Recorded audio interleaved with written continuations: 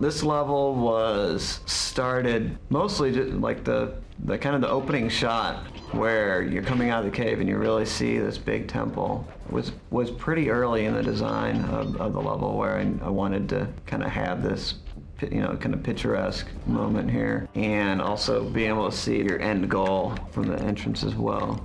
This is one of the more, I guess we call it pretzeled levels, where the course is very much kind of going around itself. It's kind of using this one art space for the different game mechanics. So instead of having a long corridor that has all the mechanics and we have to do art all the way down that corridor or whatever, we take it in one space. In this case, we go outside the temple, we go inside the temple, and then we go across, and you're still able to see the temple when you finish the game, and it's kind of, you're looking down on it. So it's really trying to reuse the art assets by staying in the same space as you're going through the level.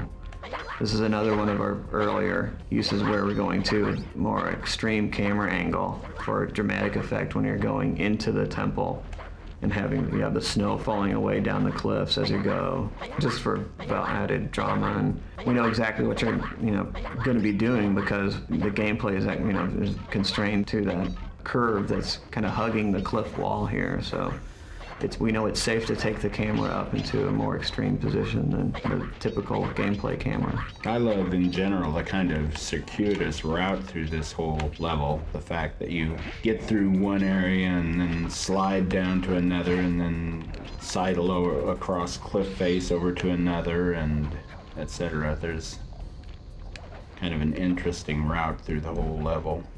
I like the firework platforms too. Those were a great idea. I think this was the first use of this use of lasers, where it's really close. It's just close to the ground. It's not like sweeping across the whole hallway. It's creating this, this dynamically changing play area that when you first come up to it, it's like, oh, it's fairly intimidating, because you see the glow on the ground. You see it's like this, it's constantly changing.